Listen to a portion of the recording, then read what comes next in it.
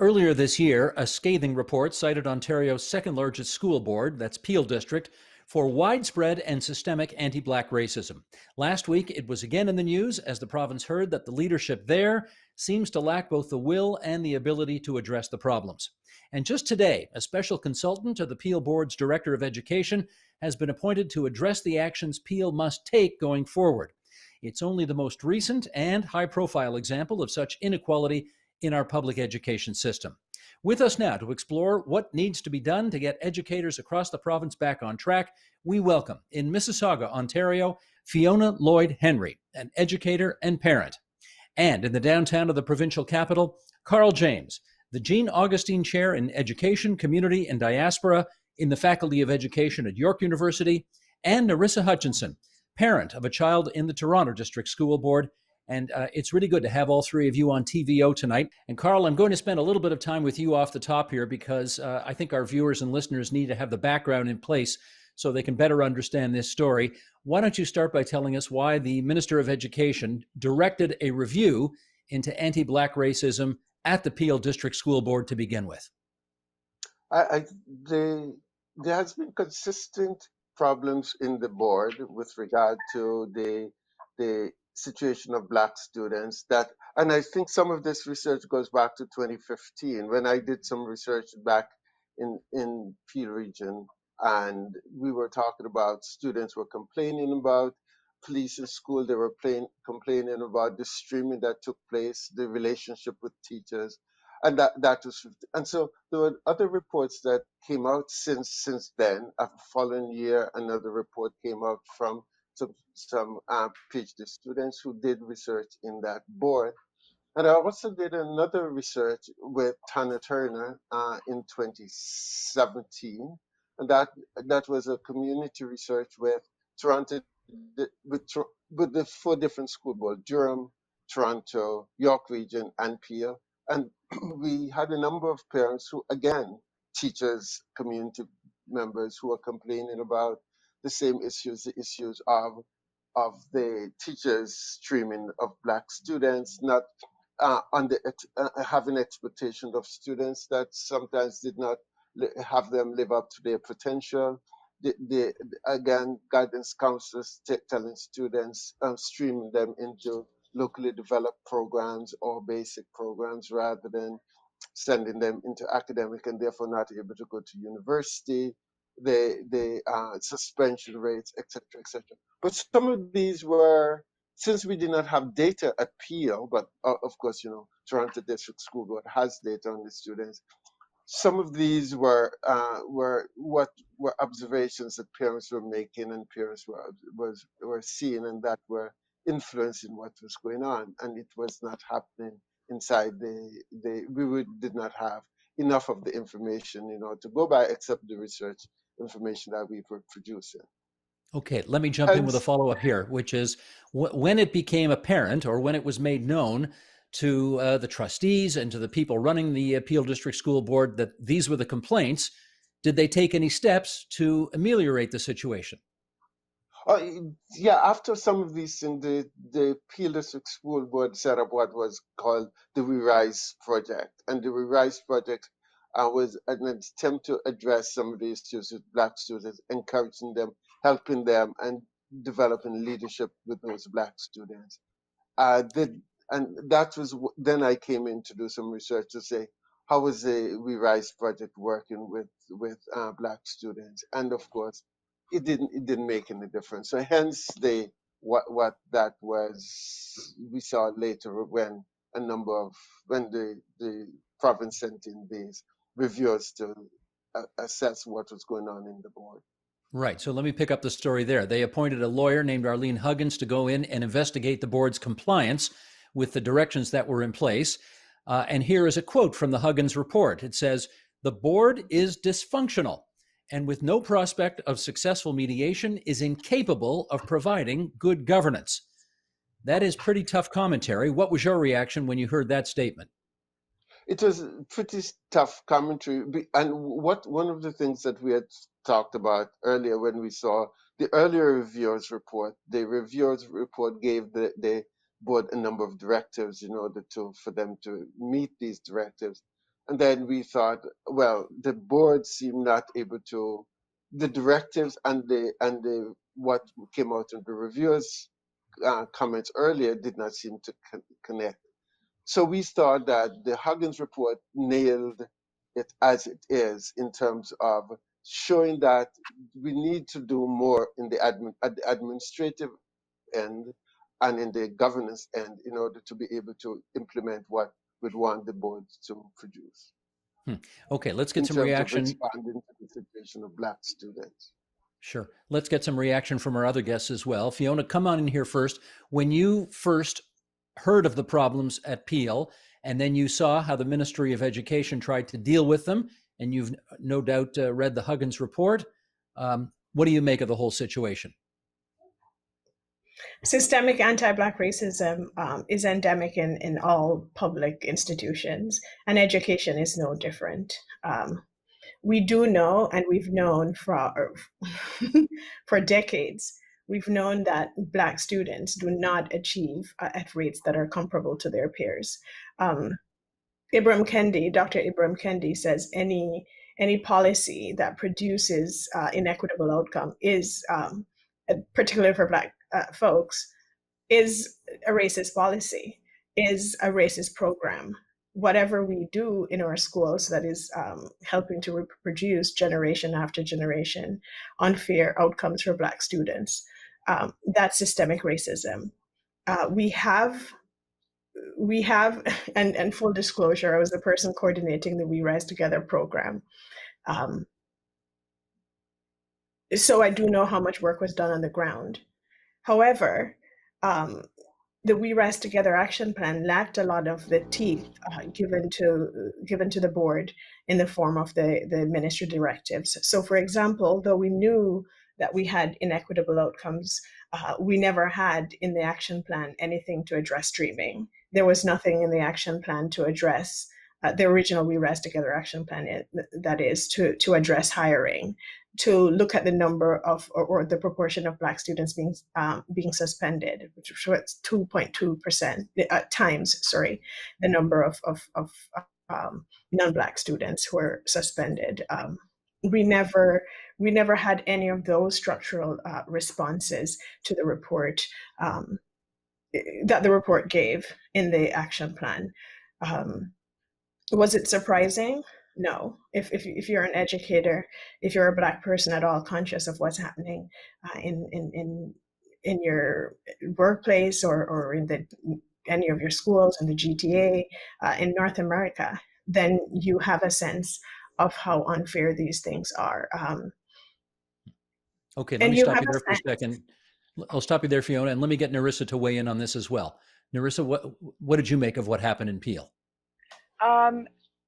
Basically, I've just been following and did some research with what happened, is going on in Peel, or what's been going on in Peel. And my kids are in the Toronto District School Board. And it was shocking. My experience with the Toronto District School Board currently is positive, but it was not always that way.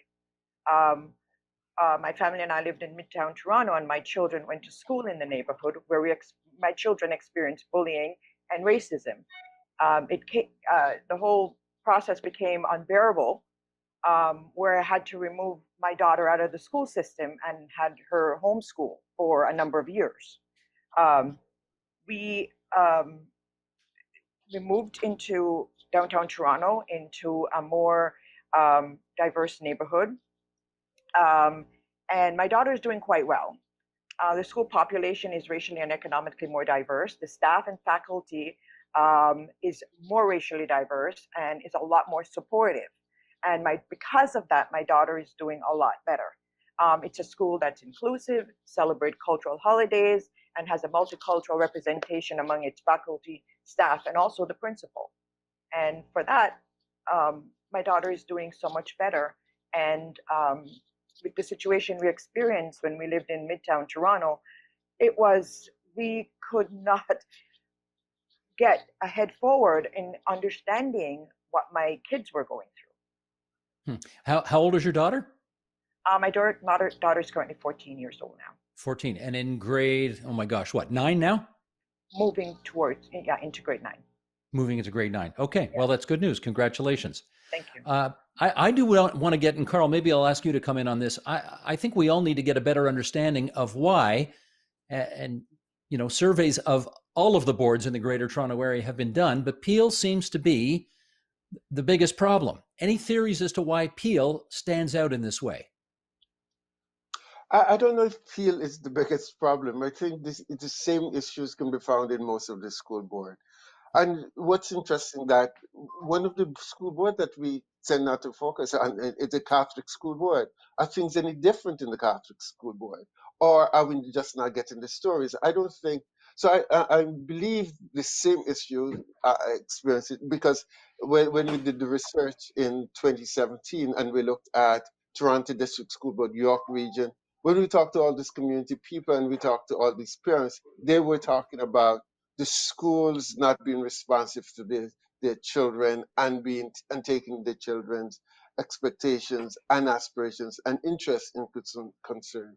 Teachers were just the same as what might be seen in Peel. So I don't think it's unique to Peel. It's just that we have a focus now on Peel, and Peel has not lived up to some of what the expectations are. Understood. I guess we should just point out for people who are watching this, as opposed to listening on podcast, we're having some trouble with your signal, Carl, but we're going to power through anyway and keep going because we can hear what you have to say, and that's the most important thing, obviously. I want to just have our director, Tony Burke, play a clip here. We've had Jamil Javani on this program numerous times in the past, and he has just been handed significant new responsibilities to head a Premier's Council on Equality of Opportunity. And here is what he had to say recently about this issue of education and its relationships in the Black community. Tony, let's roll that clip if we can.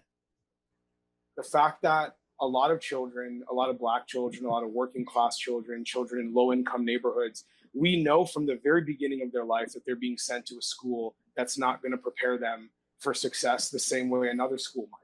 And that is the heartbreaking beginning of a lot of the structural issues that we see later on in people's lives. For example, why we would see crime in some neighborhoods is higher than others, which then leads to more police interaction, which then increases the likelihood of police violence. I mean, all these things are interconnected, and I really do believe the education system is the beginning of a lot of those issues.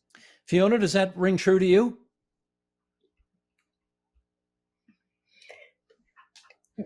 Absolutely. Is it true? There are some parts of it where I would sort of differ is when we make an analogy to working class, because I hear it so often that whenever you bring up the issue of disparate outcomes for Black youth, there's a tie between, for example, working class. So people find it so much easier to talk about issues of class and not issues of race. But we do know that when it comes on, when you control for every issue, including class, that Black students do not do as well as their peers. We do know that even Black students with parents who are professionals who have sometimes multiple degrees that this does not translate through generations. So we do know that the issue is that Black children and to some extent Indigenous children do not do as well as their peers. They're the ones who are streamed. They're the ones who are hyper surveilled. They're the ones more likely to be suspended. They're the ones who, for whom teachers hold really low expectations. They're the ones who are going into special ed, who have special ed designations much more so than anybody else. So it's important that we are talking about this.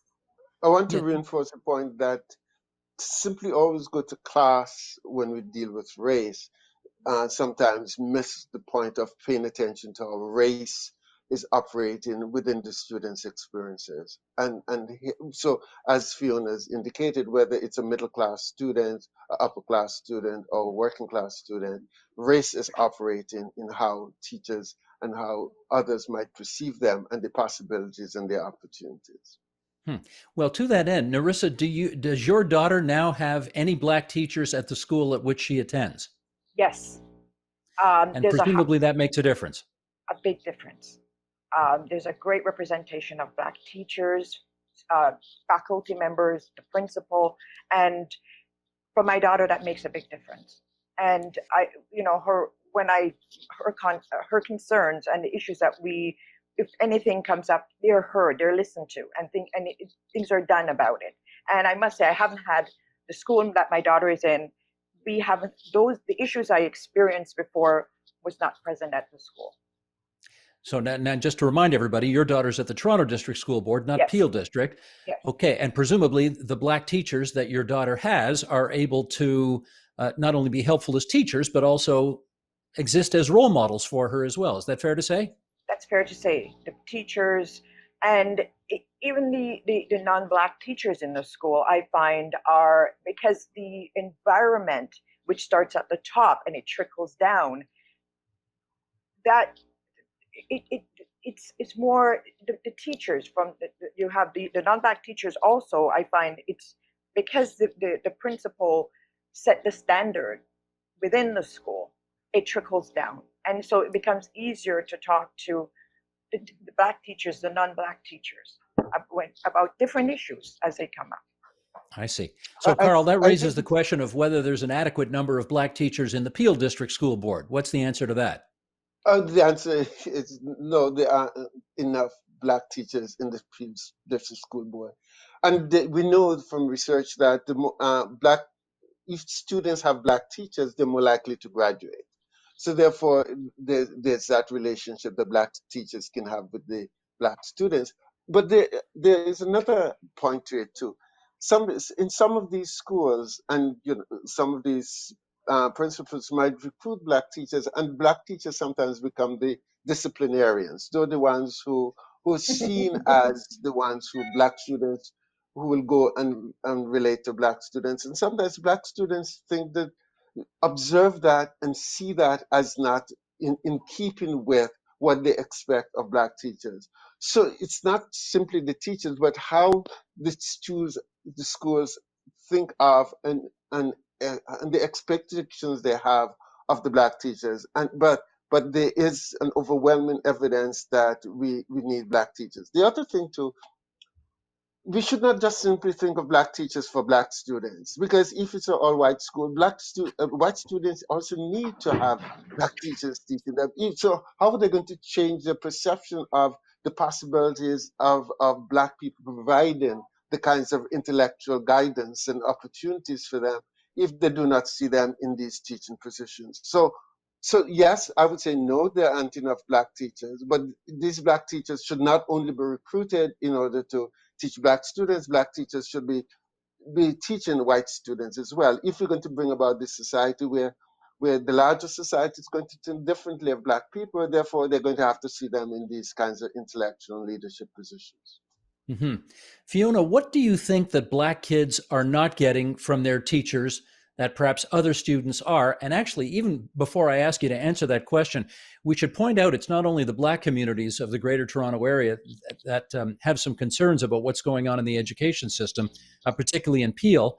I think I saw today that an Islamic group has asked for the resignation of the chair of the Peel District School Board and the director of education there, because they say their community is facing similar prejudices and discriminations that Black parents have been complaining about. Okay, having put that on the record, that the Black communities are not alone in this, what are Black kids not getting from their teachers in Peel that maybe they are in other places?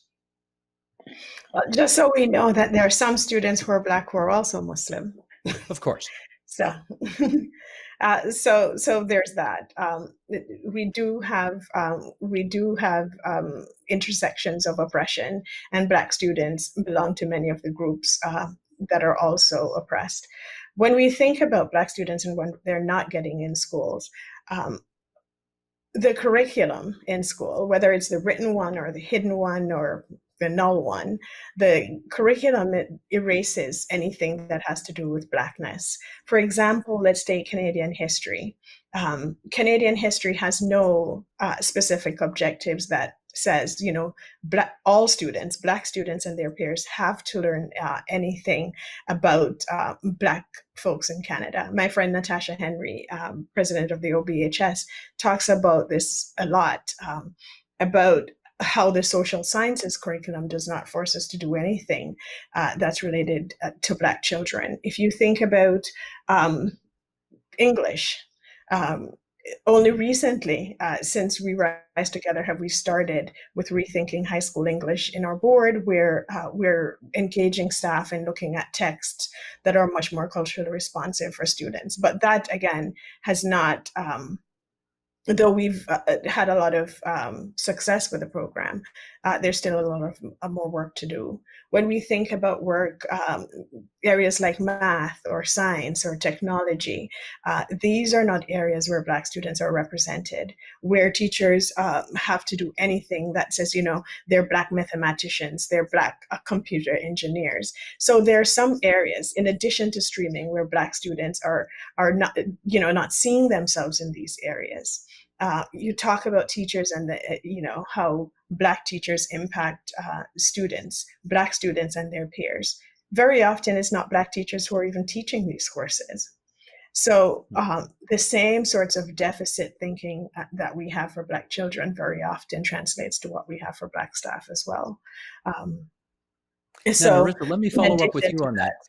Yeah, forgive me, Fiona. I'm going to jump over to Narissa here, because I think many of us in the last couple of weeks have learned a lot about history that we didn't know before. For example, Dundas Street's named after a guy that nobody knew.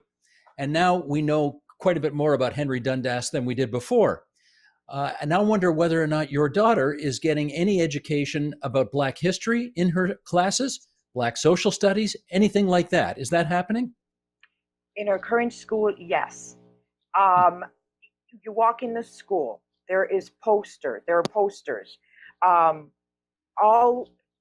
It's a very diverse school, but the principal ensures all cultural holidays are celebrated. For me, it was a surprise when she brings home books, school books, and her studies, and it's taught Black history, not just during Black History Month. And the teachers go beyond the textbook. For me, that was very surprising as a parent, to see the books she was coming home with and what she was talking about. But this is where you have a faculty, a teacher, the principal, who, for me as a parent observing this, it seems they're going above and beyond the textbooks. And she's learning. I mean, with what's going on, we're all learning a lot more. For example, as you mentioned, Dundas Street. So, we're all learning more about the country we live in. But I must say, the school my daughter is in, they went beyond just the regular curriculum. And a lot of the students, not just about Black history, learn a lot about other cultures also. Carl, you wanted to jump in on that? Yeah, I think it's significant that you asked a question about Black history or Black information pertaining to Black people. I think it says something that we do this when we have a history course and history book, or the main history lessons or the social science lessons, and the Black experience is not incorporated into the main text. If students have gone through schools and do not understand racism, if students have gone through schools and have not understood Viola Desmond predated Rosa Parks in the Canadian history, if they do not understand slavery in Canada and all those things that we attach to the US might have been in the Canadian context, then the history that the students received were incomplete history and did not reflect a true experience of a true narrative of the Canadian experience. So the fact that we're going to say, oh, okay, Black history and we're going to have Canadian history as if Canadian history is different from Black history, or if Black history, Canadian history should not include and incorporate the experiences of Black people, then that's not a Canadian history. It's leaving too much out of the experience of Blacks. Similarly, if it starts and that doesn't pay attention to Indigenous people and does not pay attention to all other racialized groups, then that's not Canadian history. We have to rethink what we're producing as Canadian history then. No, that's a great point. And I mean, the fact is, you go on social media all the time and you see comments from people who don't know that there was slavery in Canada going, back hundreds of years. And that is sometimes something we don't learn about in elementary or high school. I also want to, maybe Narissa, you can come in on this. With the pandemic upon us now for whatever it is now, 13, 14 weeks, our children are being forced to learn from home. And I wonder whether that works out. If you're a Black kid, is that a more positive or a more negative experience? From my experience, the way I see it, the Black community is facing a double pandemic with anti-racism and the COVID-19, plus the trauma and pain they're currently experiencing from what's happening around us. And all this, I feel, impact the mental health of students, the Black students, and also for the teachers. The Toronto Board of Health has declared anti-Black racism a public health crisis. And I do believe that support is needed for the students and the teachers, because the teachers are now having to deal with the emotional labor and dialogue of racism, and support is needed in dealing with these issues. And so, yes, it's a lot more impact on a lot of the students and the Black students especially. Fiona, can I get you to weigh in on that? The fact that all students have to learn from home now, does that have a disproportionately negative influence on Black students in your view? It does. And it's funny when Nerissa said that, it's sort of a double, there's a little bit of a paradox in how things operate. So yes, you're at home and you're in a space that's much more, you have a feeling of belonging and a feeling of acceptance. And so a lot of the violence of anti-Black racism is not operating on you as you're there. But if you recall, example from the report, Black students have special ed designations more so than their peers. Black students are removed from classes more often than their peers. So, being away from school exacerbates a lot of the things that would impact them generally. So if they don't have the additional support, if they do not, if they've already missed a certain amount of school, missing more school actually pushes them farther behind. And then we also know that a lot of parents, Black parents, are doing menial, quote unquote, essential jobs. And so they're not even at home to support their children very often. So yes, you're home and away from school where anti-Black racism is ever present, but you're also away and being additionally marginalized.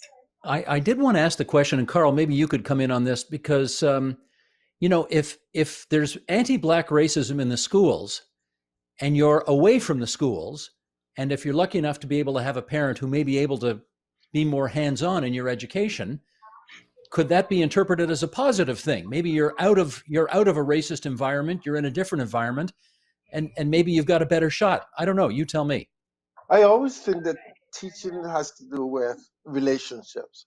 And so I keep wondering, with distance education, how's that relationship being built and nurtured? So I'm not sure that that even with the involved teacher and with the involved parent, etc., if that relationship is not enhanced, if teachers are not thinking that that Black student will be able to produce the kinds of work that he or she expects, then we might not have anything different.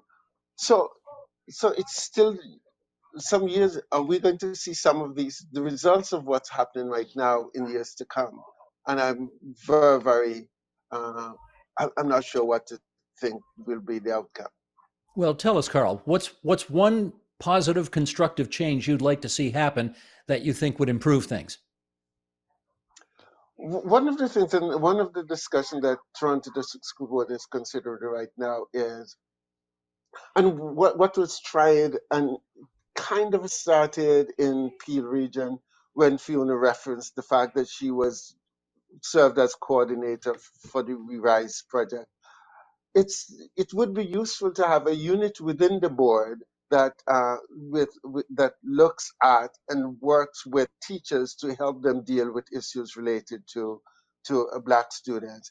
There's something like this that exists for Indigenous students right now, where there are resource teachers and other people in this unit that would be able to help teachers think through and work through some of the issues. So that would look at curriculum issues, we'll look at pedagogical issues, we'll look at community relations issues, we'll look at how to connect with teachers. It could also serve using the data that we know that uh, talks about the high suspension rates and all those things of Black students. Then that unit will be able to help develop resources and different ways that might address some of the problems we're experiencing today. Hmm. So Peel did not go far enough in that, and because it did not populate that with resource teachers and others, and I think that would be very useful. Nova Scotia has in the Ministry of Education in Nova Scotia, there's a unit for Indigenous students and there's a unit for Black students, and it serves a purpose and it helps in the long run with some of the issues experienced in Nova Scotia with regard to Black students.